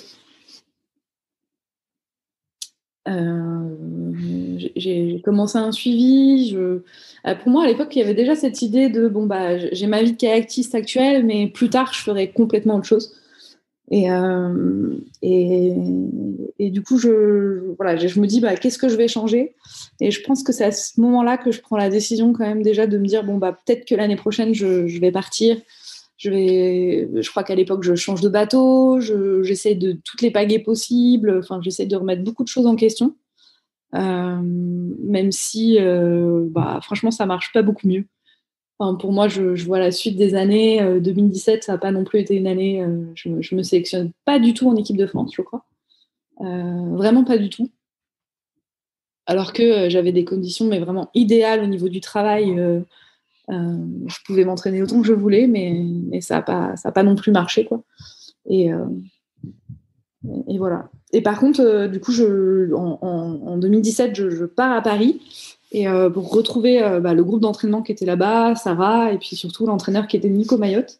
Et c'est vrai que là, ça a été un petit peu plus compliqué parce que c'était une année de grand flottement parmi les entraîneurs de kayak. Il y a eu beaucoup de changements. C'était entre 2 Olympiades, il y avait des changements de directeur des équipes de France et tout ça.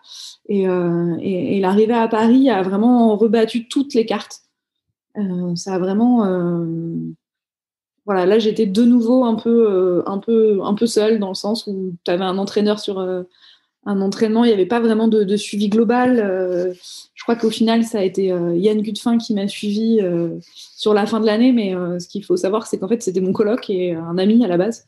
Et c'est vrai que de changer de statut, d'avoir un pote qui devient ton entraîneur référent, ça a été un peu compliqué pour moi. De vivre avec, surtout, d'être en permanence dans le monde du kayak. Et je pense que c'est ce qui a fait que il a fallu que j'arrête, en fait. Que je m'étais complètement éloignée de ce que j'étais, de ce que j'avais besoin pour pouvoir performer. Est-ce que je suis toujours surpris en fait quand les gens arrêtent le haut niveau entre guillemets, parce que soit ils arrêtent complètement le kayak, soit ils continuent un petit peu. Toi, comment ça s'est passé? Est-ce que tu as arrêté complètement de monter en bateau? T'as changé de vie complètement? Bah ouais, ça c'est sûr, j'ai complètement changé de vie. En fait, j'ai arrêté le kayak de manière non volontaire. À la fin de cette année-là, je suis un peu émue d'en parler, mais c'est vrai qu'à la fin de cette année-là, les sélections se passent bien. J'avais bien progressé. Il y avait l'entraîneur bulgare, Andrew Douchev, qui avait vraiment tout changé dans le fonctionnement dans toutes nos croyances, nos manières de s'entraîner, et j'avais adoré ça. Je fais des bonnes sélections, j'avais bien progressé. Et en fait, je pense que un peu de surentraînement, la vie parisienne, beaucoup trop de changements, beaucoup de choses. En fait, je tombe en dépression. Je l'ai identifié qu'après, mais c'était en fait pas vraiment. Au début, c'était un burn-out. Voilà, burn-out le soir des sélections. Je deviens l'opposé de moi-même. Et au début, je l'identifie pas. On l'identifie que plus tard, en fait, avec le staff de l'équipe de France et avec le staff prof, le staff médical. Et en fait, je décide de me dire, bah, c'est pas grave, en fait. Là, je suis engagée dans un K4, je continue. Et je crois que pendant 3 mois, en fait, j'étais j'étais en dépression totale, et je continue à être prof, je continue à faire du haut niveau, comme si de rien n'était. C'est la seule chose qui me tenait de toute façon. Voilà, je pouvais pleurer pendant des heures et me reconcentrer parce qu'il fallait monter sur l'eau et faire ma séance de lactique. Et en fait, je puisais au fond de moi tout ce qui me restait. Et je faisais des bonnes séances. Hein. Et en fait, ça n'a pas loupé. En fait, on décide de médicamenter à la fin des mondiaux, que j'ai fait d'une manière. En quelques semaines, je me suis transformée physiquement. J'étais plus là, en fait. Et en fait, fin août, les mondiaux se passent pas très très bien. C'était très compliqué. Et en fait, fin septembre, on décide de m'hospitaliser. Et je pense que j'ai fait 10 mois Sur 10 mois, j'ai passé 5 mois c'était une clinique psychiatrique pour me requinquer, parce que j'étais tombée vraiment beaucoup trop bas. Et c'est là que je me suis dit, là, en fait, dans 1 an et demi, t'es encore bourré de médicaments. J'étais vraiment bourrée de médicaments. Et là, dans 1 an et demi, tu feras pas de médaille à Tokyo, quoi. Et du coup, je décide de me dire, là, t'as suivi une voie qui te convenait pas. T'es allé trop loin, et jamais tu te referas suffisamment confiance pour refaire du haut niveau. Et c'est là que je décide d'arrêter. Et du coup, ouais, c'est vrai que là, j'ai eu une année où j'oscillais, savoir comment je serais le lendemain. Donc, plus de travail, arrêt maladie. Et c'est vrai que cette situation-là, elle a duré vraiment longtemps. J'ai eu 1 an où j'étais vraiment dans un autre monde, quoi. T'as fait un sacré burn-out, quoi. Et là, de ce que tu me dis, tu vois, ça m'étonne pas. On parle plus de dépression sévère, et puis après, en fait, une fin de carrière, comme tu dis, en fait, ça se prépare. Et la mienne n'avait pas du tout été préparée, et donc du coup, ça a engendré d'autres problèmes, en fait. Qu'est-ce que j'allais faire, et en fait, ça s'est bien passé parce que j'ai été accompagnée par les bonnes personnes. Et je pense que c'est des choses qui sont importantes. C'est les personnes qui te mettent le pied à l'étrier. Alors moi, je sais que Paul-Émile Vernadet, il m'a énormément aidé, en fait, dans le sens où à la fois, il me dit, ok, mais reprends l'entraînement. Quand on me propose un bateau, quand mon club il est là, il me propose un stage ou des choses comme ça, en fait, là, c'est pareil. En fait, on m'a remis le pied à l'étrier. C'était un petit peu plus long, mais là, on me repropose un travail dans de nouveaux défis, et je pense que c'est ce qui m'a aidé à m'en sortir. Et puis, voilà, j'ai aussi intégré une équipe de rugby. Enfin, j'ai refait du sport, mais c'est vrai que la fin de carrière, si t'es pas accompagné ou si t'as pas la chance d'avoir le coup de pouce que j'ai pu avoir, je pense que ça peut être vraiment très compliqué. J'ai une question, mais j'arrive pas à voir comment la formuler. tu vois, là, t'as fait une grosse dépression, un burn-out et tout. Est-ce que tu penses qu'il manque un accompagnement psychologique, on va dire, pour préparer justement cette après-carrière ou pour se préparer au cas où si ça se passe mal ou si t'es pas sélectionné, tout ça? En même temps, de ce que tu dis, t'es quelqu'un qui réfléchit beaucoup, beaucoup et que les préparateurs mentaux ça te convient pas trop. Est-ce que tu penses qu'on aurait pu mieux préparer ça? Ton Alors, après-carrière? l'après-carrière, j'ai quand même été suivie, hein. Après, je pense que c'est vraiment le contexte qui fait que, enfin, et mon individualité. J'avais trouvé un équilibre de vie avec le kayak, enfin, voilà, qui me permettait de rester à flot, de rester la tête en dehors de l'eau avec des moments un peu moins bien. Mais c'est vrai que l'arrêt du sport, l'arrêt de cette drogue, enfin, j'étais vraiment enfin, je me poussais toujours à fond dans mes efforts. Voilà, j'étais dans l'excès de sport. C'était vraiment ma drogue. Je pense que ça m'a vraiment pas aidé d'arrêt de carrière. Après, je pense quand même qu'il y a des dispositifs qui se mettent en place de plus en plus. Et j'ai quand même été accompagnée par des personnes à l'INSEP, j'ai été accompagnée par des personnes de la Fédé qui ont été là pour moi. Enfin, c'est par la Fédé aussi que j'ai la position que j'occupe actuellement. Et donc, je pense qu'en fait, il y a des choses, en effet, ça risque, enfin, c'est nécessaire de continuer à le développer parce que bah, cet accompagnement-là, tu peux l'avoir que si la Fédé est à côté de toi ou si l'INSEP est à côté. Et donc, je pense qu'arrêter sa carrière, si tu es tout seul dans ton club, c'est peut-être un petit peu différent. Et là, il n'y a que tes proches pour t'entourer. Mais je dirais que ma situation, elle est vraiment particulière à ma personne et à mon parcours. Qu'est-ce que tu fais aujourd'hui dans la vie, Gabi? Et ben, je prépare les JO de Paris 2024. Non, en équipage. Et... Comment? Je disais en équipage. Bah, presque, en fait. J'ai un grand équipage. Je travaille à l'Académie Créteil et je suis chargée de mission pour développer les projets liés à l'héritage des Jeux et développer des programmes autour des JO de Paris 2024 pour les écoles, collèges, lycées, etc. Donc voilà, je continuais un peu dans ce que les JO ça a peu apporté. Après, en réalité, on ne travaille pas que sur les JO parce que c'est l'événement phare, c'est la petite lumière qui fait rêver. Mais après, on travaille vraiment sur le quotidien de faire en sorte que les élèves ils fassent plus de sport à l'école, qu'il y ait une meilleure place du sport. C'est un outil fantastique pour apprendre de nouvelles compétences, d'inclusion, de fair play. Et pour moi, c'est aussi un outil fantastique que les élèves ils aillent en club, en fait. Enfin, moi, personnellement, j'étais une petite gamine qui était malheureuse. Enfin, quand je dis j'ai un parcours particulier, je pense que j'étais déjà dépressive quand j'étais enfant. J'étais pas très bien intégrée, j'étais un peu différente, je réfléchissais trop, j'étais pas bien avec les élèves.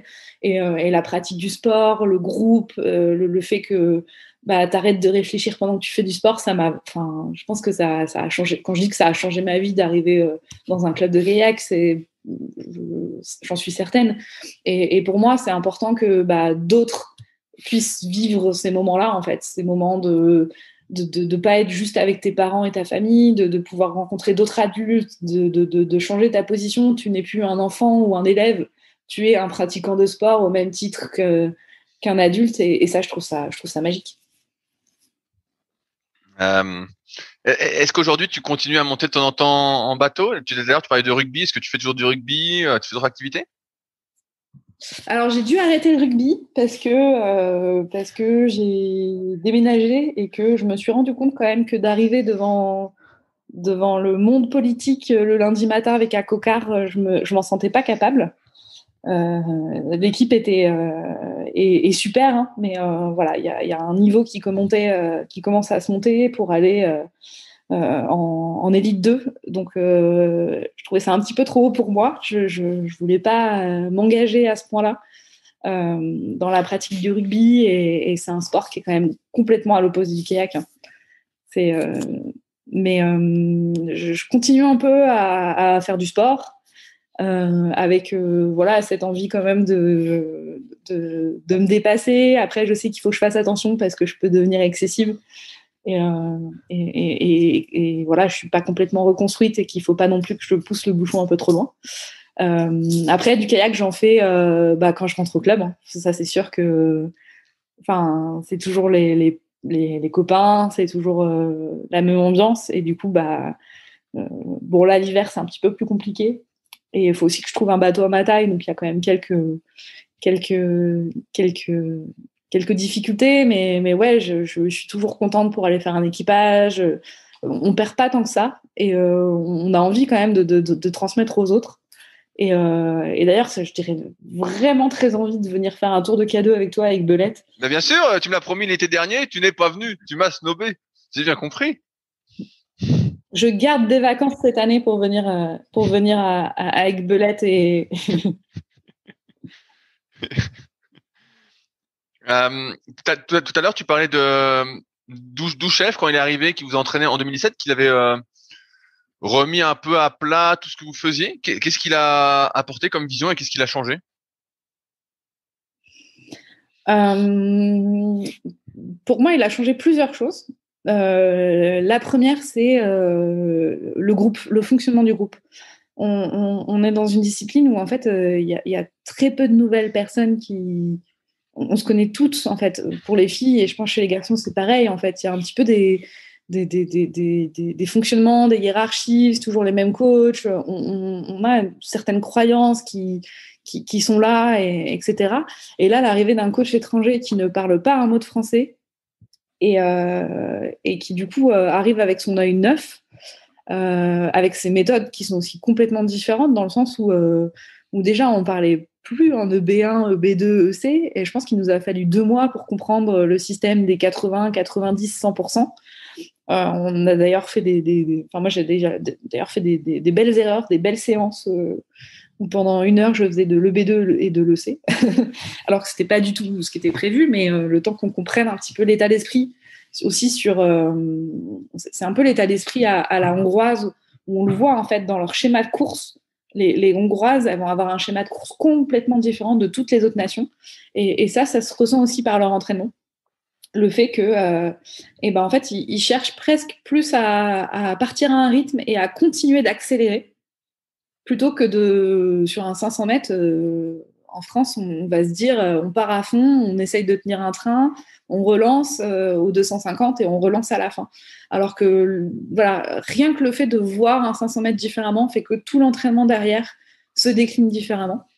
Et du coup, lui, il arrive avec son œil neuf, ses conseils techniques neufs. Il rebat complètement les cartes.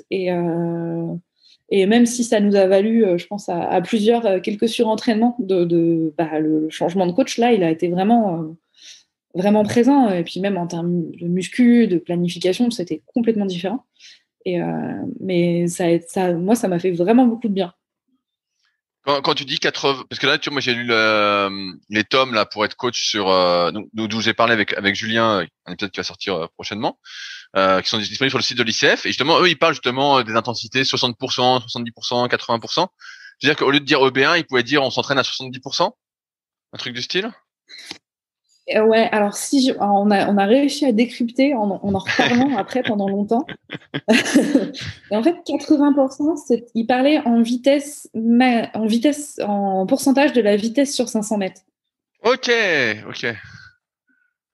donc, du coup, je pense que si tu t'amuses à faire les conversions, en effet, tu passes sur de l'EB1, EB2, EC, et puis le 100%, c'était peut-être la vitesse max sur 500 mètres, et donc dans ce cas-là, c'est de la vitesse, quoi. Mais ouais. Et en termes de muscu, tu dis que c'était différent aussi? Oui, alors du coup, comme on n'a pas fait tant de temps que ça avec lui, j'ai plus tous mes souvenirs. Mais on était sur beaucoup plus de force endurance, si je me rappelle bien. Mais c'est ce que j'allais dire. J'allais dire de ce que j'ai entendu, c'est que les Hongrois font beaucoup de force endurance et pas beaucoup de force max justement. En effet, beaucoup plus de force endurance, avec moins de diversité, je pense, dans les mouvements, mais beaucoup plus basé là-dessus, de la force endurance, des 40 reps, des minutes, etc., etc. Moi, ça m'allait très bien. On en faisait déjà un peu des musculations comme ça à Rennes. Et puis en vrai, de toute façon, je pense que en muscu, tout me va. J'adore tout. Tout est un jeu de toute façon. Chaque série est une nouvelle partie. Donc j'ai toujours adoré le format de la musculation comme type d'entraînement. Mais oui, du coup, même cette diversité, on faisait plus les mêmes muscles que ce qu'on faisait pendant 8 ans en fait. Du coup, ça c'était vraiment sympa de toujours avoir de la nouveauté, de toujours redécouvrir quelque chose. Et voilà, je sais que ça fait partie d'un de mes traits de caractère qui est important chez moi et qui me permet d'être bien. C'est de toujours découvrir des choses nouvelles. Et du coup, bah là, j'étais servie avec Andrew, quoi. Et Et par en rapport plus, il était venu avec Natacha. Donc, tu vas dire par rapport à la technique, parce que pareil, tu dis que ça a changé un peu ta technique. Qu'est-ce que tu as changé? Je pense qu'en termes de technique, j'ai longtemps fluctué en fait entre deux techniques où je ne savais pas vraiment laquelle choisir.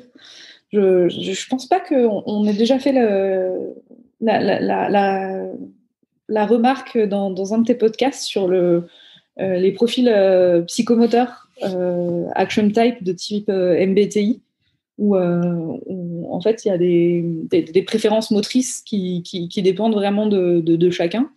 Et c'est vrai que ma technique a beaucoup évolué grâce ou à cause de ça, où en fait voilà, j'avais une manière de pagayer qui était instinctive, qui était plus liée à mon enfance et à ce que j'avais appris.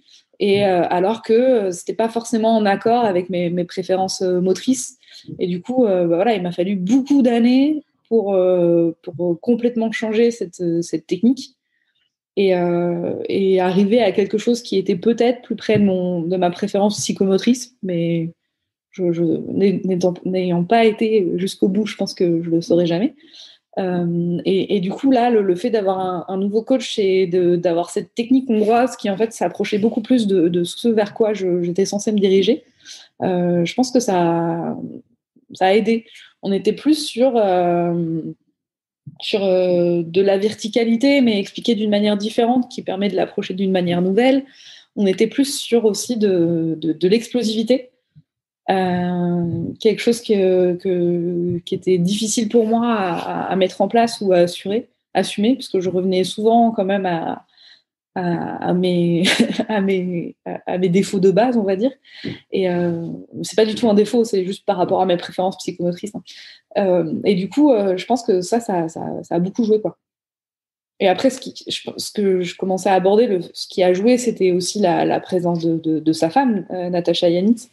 Alors, je sais pas si c'est la même chose pour les autres filles, mais pour moi, ça a toujours été, et je pense que ça le sera toujours, la kayakiste. Enfin, depuis que je suis petite, c'était Natacha Yanitz qui avait un parcours hors du commun, en fait, qui était hors norme, qui était déjà au JO à 16 ans, qui avait des médailles olympiques internationales, qui était capable d'accoucher en septembre 2011 de sa fille et de faire troisième à Londres 11 mois plus tard. Enfin, c'était une kayakiste hors norme pour moi.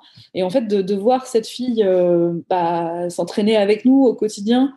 Alors, elle était en fin de carrière, elle avait plus les mêmes résultats qu'avant, mais en fait, de se dire, en fait, on n'a pas tant de différence que ça. Ça faisait vraiment toujours partie de mes croyances profondes que, en fait, les étrangers, ils avaient un truc, je sais pas ce qu'ils avaient de plus que nous, mais ils avaient quelque chose de plus, quoi. Et en fait, de se rendre compte que non, en fait, on peut aussi le faire. Même si Sarah, elle avait montré la voie en gagnant des médailles internationales, Anne-Laure et Marie, mais ça restait un petit peu elles ont un truc en plus. Et en fait, d'être vraiment au quotidien avec elles, de se dire, en fait, on est toutes capables de le faire si on est bien accompagné, si on y croit. Et du coup, c'est vrai que ça m'a fait du bien aussi. Ouais, ouais, je vois tout ce que tu veux dire. Ça démystifie un peu l'idée que les autres sont meilleurs. On a tendance moi, pareil, quand j'étais gamin, un peu plus sur la muscu, à idéaliser certains champions en se disant, ah ouais, c'est les champions, donc t'es loin d'eux.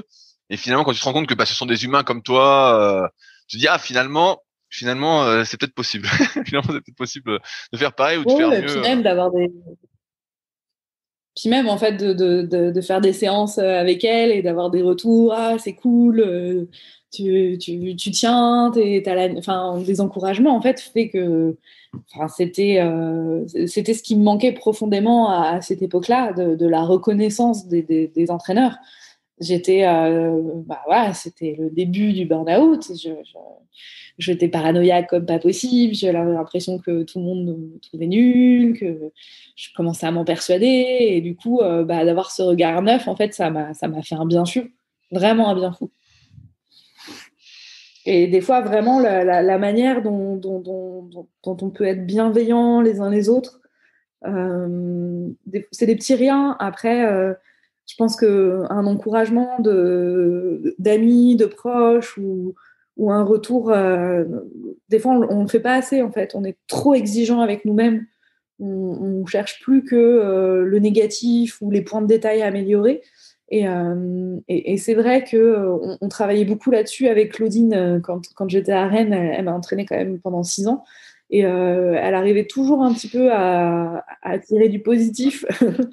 Alors que moi, si on me laissait toute seule, je voyais que du négatif. Et du coup, sur les dernières années, c'était de plus en plus compliqué. Et là, le fait d'avoir un entraîneur un peu plus directif parce que la langue, parce qu'il faut être précis et qui était un peu plus encourageant, un peu plus je pense que ça m'a vraiment fait du bien et je pense que dans la pratique de haut niveau, faut quand même toujours le garder à l'esprit. Certes, on fait du haut niveau, voire du très haut niveau pour certains, mais il faut quand même que ça reste un plaisir, un jeu, une découverte et qu'on sache en tirer le positif. Ça me paraît être une superbe phrase de fin. Est-ce qu'il y a des sujets que j'ai pas abordés que tu voulais aborder, Gabi?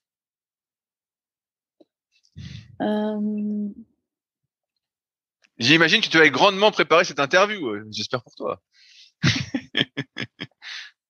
Je la prépare depuis de longues semaines.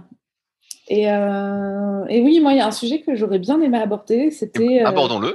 Parce que ça m'a fait écho en relisant l'interview de Renaud.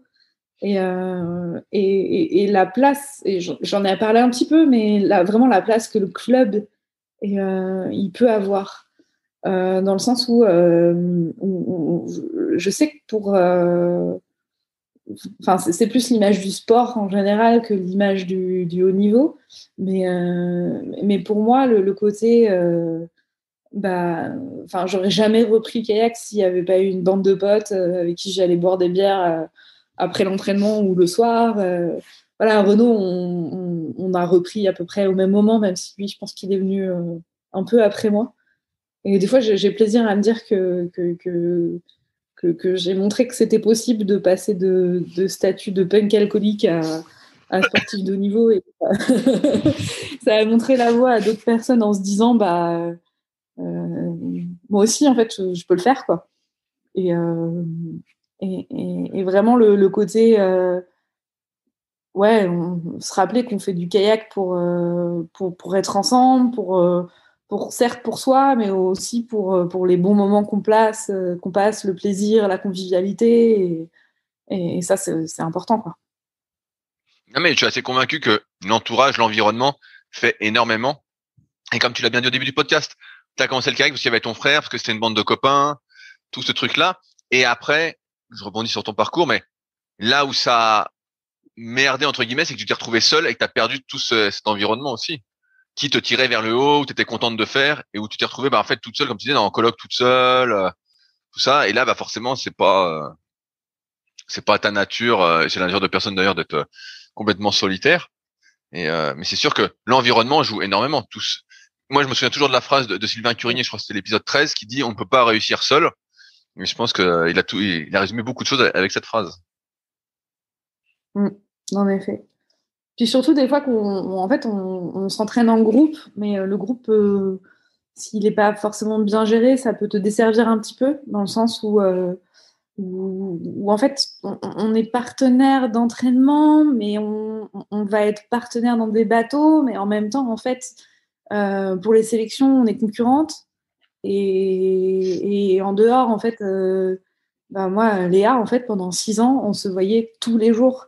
Et en fait, bah, c'est aussi des fois tes potes avec qui tu sors le soir, mais en fait, on était vraiment tout le temps ensemble. Et des fois, ça complique vraiment les relations. Et ça complique un petit peu l'ambiance. On a beau être entouré, on peut quand même, en fait, en même temps, être seul par l'ambiguïté des relations qu'on peut avoir.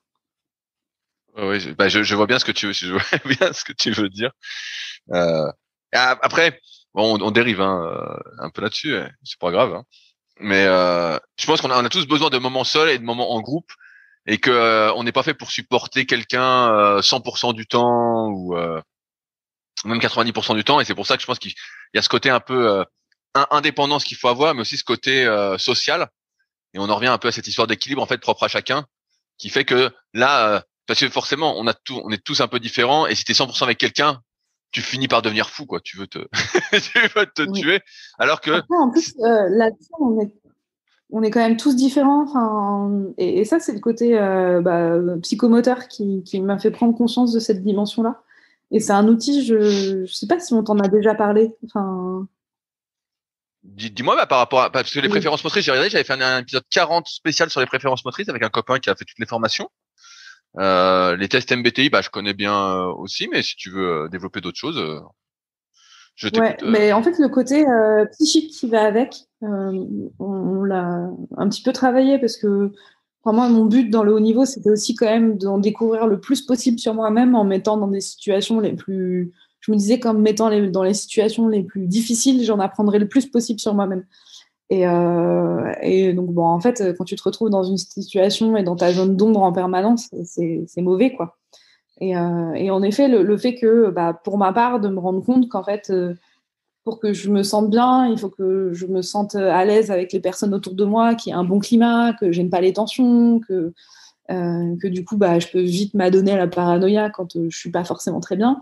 Et que par contre, d'avoir accepté le fait d'avoir besoin d'être seule pour se ressourcer, quelque chose que j'avais pas compris jusqu'à présent. Pourtant, j'avais quand même 27, 28 ans, donc enfin, enfin, j'ai vécu plusieurs vies, donc normalement, tu es censé quand même avoir un peu appris sur toi. Et bah vraiment, ça a été un déclencheur, quelque chose qui m'a vraiment fait passer un cap dans ma vie, de me dire, ah ouais, en fait, il y a des moments, j'ai besoin de ça, et des moments, j'ai besoin de autre chose, et c'est normal, en fait. Juste, c'est normal. Il y a des moments, je vais fonctionner comme ça, et d'autres où, en fait, il va falloir que j'accepte de changer mes habitudes et mes croyances parce que voilà, j'ai besoin d'autre chose. C'est-à-dire que pour moi, à une époque, il était inconcevable que le vendredi, samedi, j'allais pas voir des potes, je fasse pas quelque chose. Et en fait, à un moment, j'ai accepté de me dire, mais non, mais là, ce week-end, c'est pas grave, le samedi soir, tu vas le passer à écouter France Inter et faire de la couture, et ça te fera vraiment beaucoup de bien. Et en fait, de l'assumer, ça a été plutôt libérateur quand même. Hey, je vois ce que tu veux dire. J'ai des lectures qui me reviennent, mais j'ai plus les références en tête. Justement, de comment chacun se ressource, soit au contact des autres, soit tout seul. Et mais, tu vois, on en revient toujours à la même chose. Hein, c'est trouver son propre équilibre, tout en sachant que cet équilibre-là est changeant, et se reconnecter entre guillemets à soi-même plutôt que de suivre entre guillemets un plan prédéfini qui serait le même pour tous et qui marcherait pour tous. Et on sait très bien que bah, ça marche pas. On sait très bien que ça marche pas, mais on a Je envie trouve d'y que c'est on a aussi envie d'y croire au début en tout cas. ouais. Et je trouve que c'est aussi un outil de compréhension des autres, dans le sens où tu comprends qu'il y a aussi différentes manières de fonctionner, qui ne sont pas que toi, en fait, et que d'autres personnes vont fonctionner complètement différemment. Et j'avoue que du coup, bah, j'ai quand même vécu 1 an avec Sarah à Paris, dans des périodes pas faciles. Et du coup, je pense que ça m'aide beaucoup maintenant dans ma vie au quotidien avec les autres, d'être capable d'analyser un petit peu plus, de mieux les comprendre, de mieux les connaître et du coup, de mieux accepter et de mieux savoir gérer certains moments qui pourraient être compliqués. J'ai vu plus le bouquin, mais je me rappelle d'un bouquin avec des codes couleurs un peu sur les différents types de personnalités. Est-ce que ça te parle? Non, alors moi, tout ce que j'ai appris, je l'ai appris à l'oral. Avec je crois que c'est le disque. Ça te parle le disque? Pas du tout. Alors moi, j'ai aucune référence. Ok, je ne pense que de lire des livres. Si tu veux regarder, je crois que c'est DISC. Et il y a des articles sur le net et il y avait un bouquin que j'avais lu qui était hyper intéressant qu'une de mes anciennes élèves m'avait conseillé. Mais je crois que c'est un peu là-dessus justement. Bon après on catégorise les gens encore une fois, mais ça donnait des grandes tendances et des manières de penser et tout. C'était assez intéressant. Si jamais le sujet t'intéresse. Je trouve que la catégorisation est vraiment utile dans le sens de réussir à comprendre qu'il y a d'autres manières de fonctionner. On se reconnaît et du coup on comprend les autres fonctionnements. Et ça permet de mieux les accepter. Donc, ça me dérange pas forcément, le fait de faire des catégories. Tant qu'on comprend qu'elles sont vraiment floues et lâches et qu'elles peuvent s'interconnecter. Bah, super. J'ai plus de questions, Gabi. Est-ce qu'il y a d'autres choses encore que tu souhaitais qu'on aborde? Non, je pense que c'est bon, on a fait le tour. C'est bon pour ça? Et bah, super. S'il y a des gens qui veulent te contacter, qu'est-ce que je mets pour te contacter? Est-ce que je mets ton Instagram ou autre chose? Pour l'instant, mon Instagram, il a quand même pas mal changé. Et il est plus partir sur de la création. Donc, peut-être plus par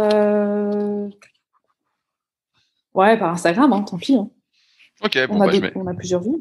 Je mettrai le lien de ton compte Instagram dans l'article, la retranscription écrite du podcast. Et ben, ce fut un plaisir, Gabi, depuis le temps que je t'attendais sur le podcast. Donc, de toute façon, je te vois bientôt. Normalement, le temps passe tellement vite que dans 6 mois, on est sur l'eau ensemble.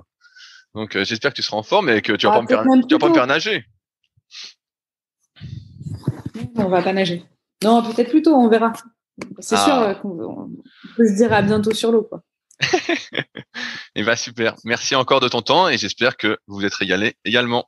Salut à tous. Merci, Rudy.